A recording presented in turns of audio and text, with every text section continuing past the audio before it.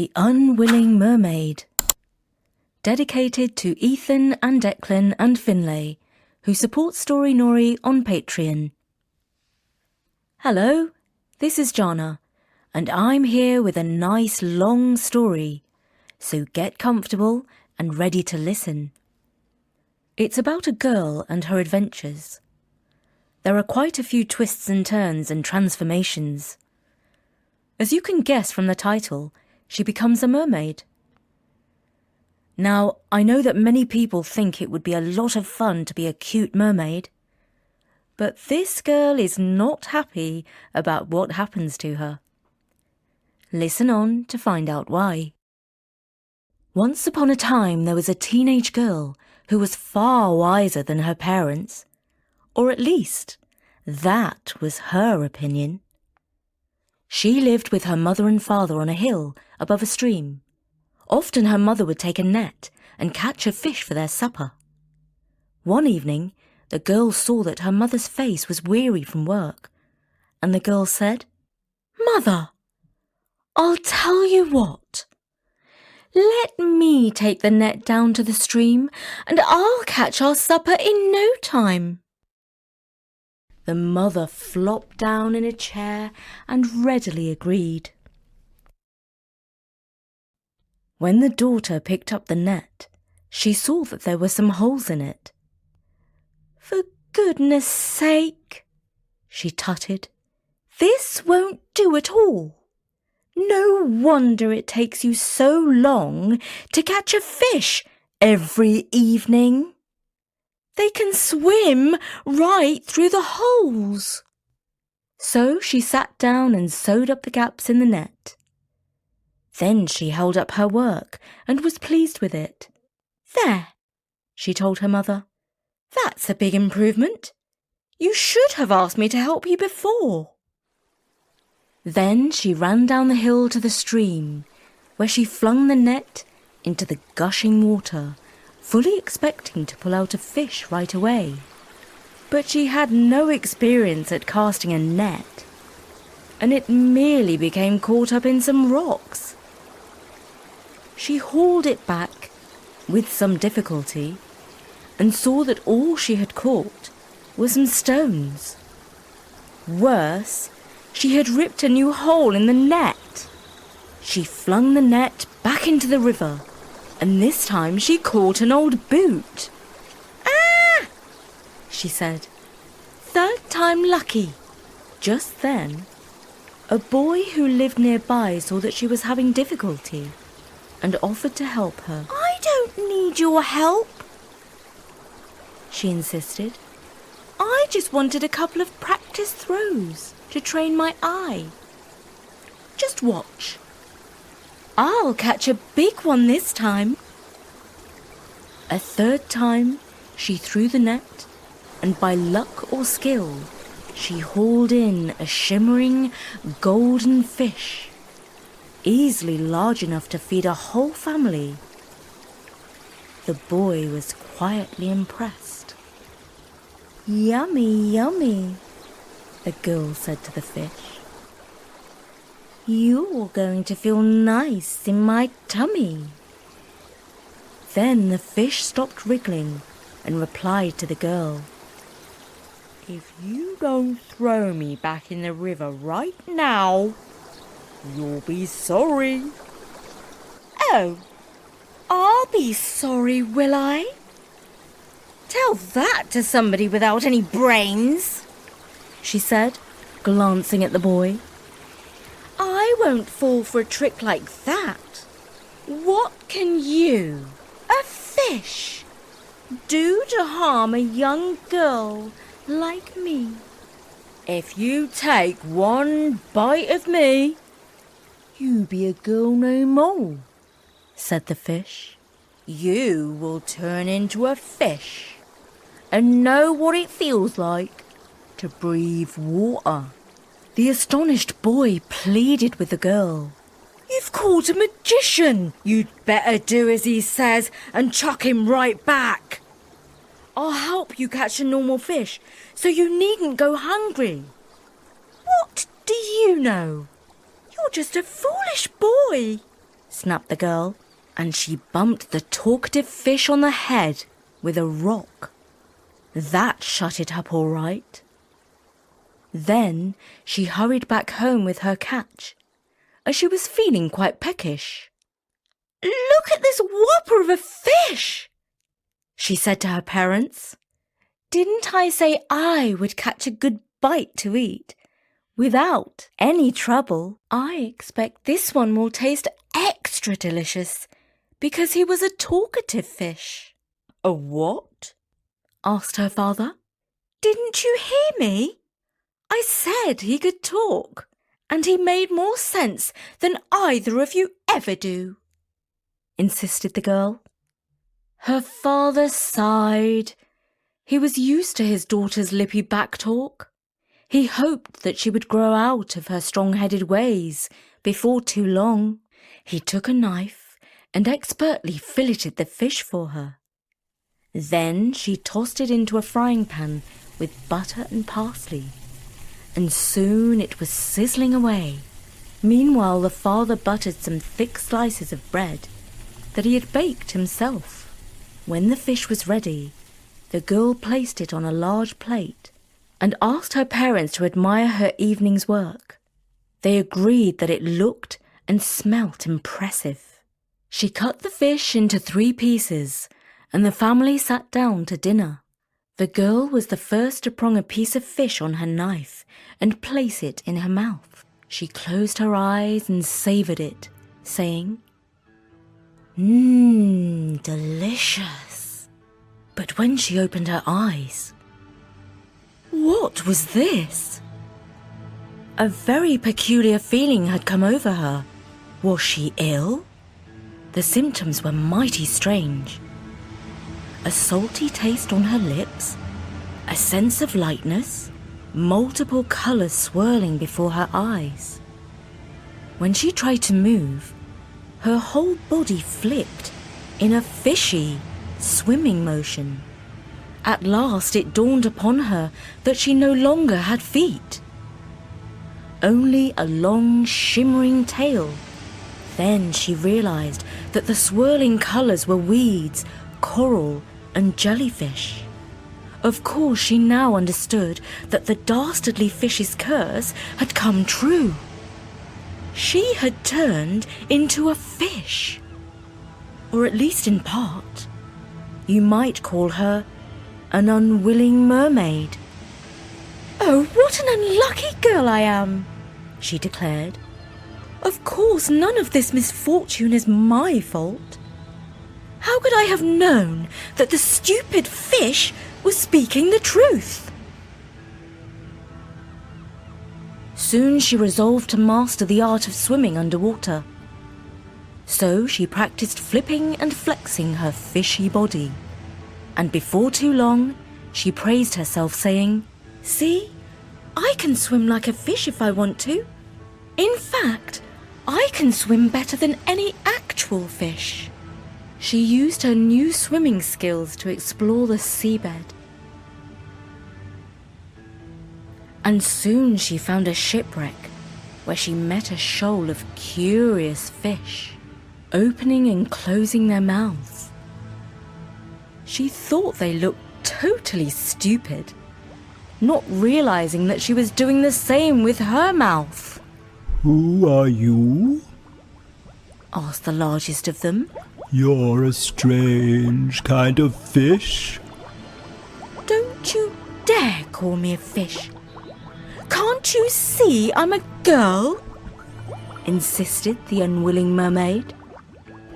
"Well, you look like a fish, and you swim like a fish, so I say you are a fish," replied the big fish. "How dare you say that? I'm a smart and pretty girl, not an ugly, stupid fish." "Oh, I see," said the big fish. "You probably were a girl until just recently, but you made the mistake of trying to eat a magic fish. So now You're a fish, even if you don't want to be. Serves you right. Never mind. You can come and meet the queen of the fishes. She used to be a girl like you. Now she's a posh fish. The shoal of fish led the way. The unwilling mermaid felt lonely at the bottom of the deep sea, and so she followed on. Up above them, a ship was setting out on a long journey. Some passengers gazed over the side and saw a splendid shoal of silvery, shimmering fish. "Do you see that large, pretty fish?" said a woman passenger. "She has a face like a girl. Perhaps she's a mermaid," suggested her husband, putting his arm around his wife's waist. Little did he know how right he was. The fish and the mermaid swam on through crystal clear waters. Here we are at last, cried the big fish, diving down into a deep valley, for the sea has its mountains and valleys just as much as the land. This is the palace of the Queen of the Fishes. Isn't it the most amazing building you could ever imagine?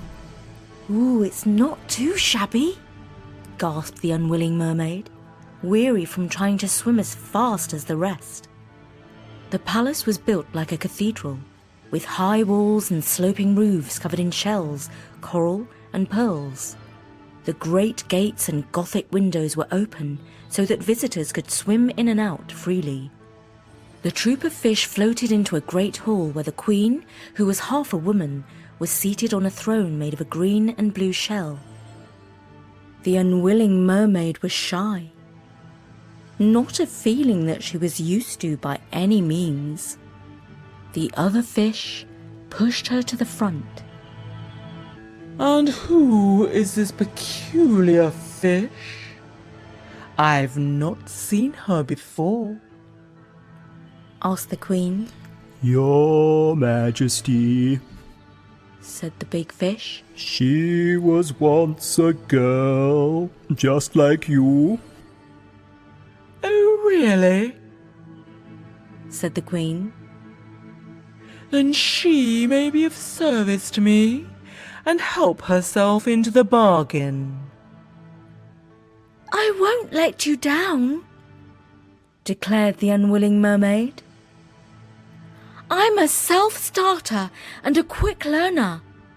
You'll soon see that I'm highly motivated to achieve my goal, which is to turn back into a girl and go back to live with my parents."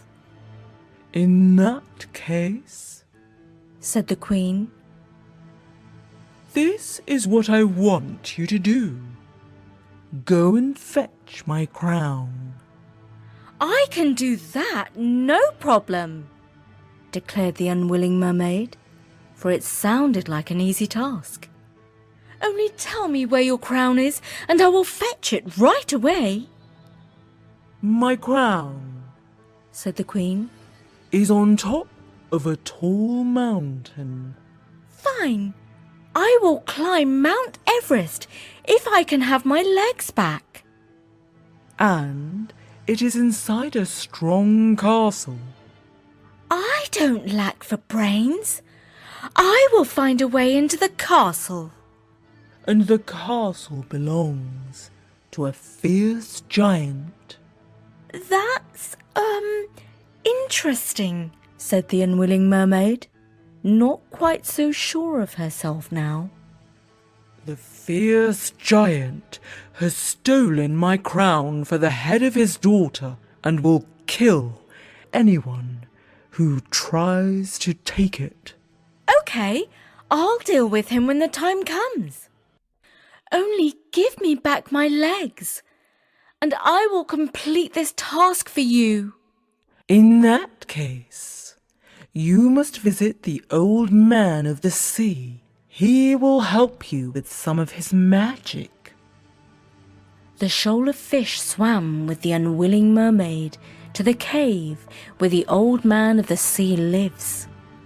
All along the way they sang her praises, saying how brave, beautiful, and clever she was. She rather enjoyed the journey. They found the old man of the sea sitting propped up against the side of his cave, snoring loudly. "Wake up! Wake up, old man!" said the girl, annoyed. "It's not bedtime yet. The Queen of the Fishes sent me. I need my legs back so I can fetch her crown." What? said the old man, waking up. The girl repeated her request. "You can't do that. You're a fish. Fishes can't go on dry land." "I know that. That's why I came to see you. I used to be a girl, and I'd like to be one again if you please." Well. Be sure to keep your promise and bring back the crown to the Queen. If you do that, you can live happily ever after as a girl. All you must do now is swim to the beach." The girl thanked the old man of the sea and swam with the fishes directly to the beach. As soon as she felt the sand on her belly, a change came over her. She was growing legs, and very soon she had 4 of them. As well as a swishy tail, she staggered to her feet. Her new legs were wobbly, but soon she got the hang of standing, then walking, then running. "Look, Mummy!" exclaimed a small boy. "There goes a sea deer!" The unwilling mermaid had changed into an unwilling deer, or a doe, to be precise. She had little stubby horns on her head. "Oh!" she exclaimed. "They tricked me! How dishonest of them! Now I'll have to keep my promise if I want to walk on 2 legs again." She swiftly ran off the beach towards the tall mountain that lay ahead. The lower slopes were covered in woods. Here a young prince was following his hunting dogs. All at once, they started to run, barking. The prince looked up, saw the delicate deer dashing through the trees, and let fly with an arrow. It skimmed over her back, grazing her skin with its sharp tip. Hey, watch where you're shooting!" called out the deer in the voice of a girl. "You might have killed me." "Come back! Don't be afraid. I won't shoot you again," exclaimed the prince, who, if the truth is told, was the target of one of Cupid's arrows. "Can't stop now. I'm in a rush. I have important things to do, and I'm running late," called back the deer with the voice of a girl. The prince stood and marvelled. Onwards and upwards ran the deer.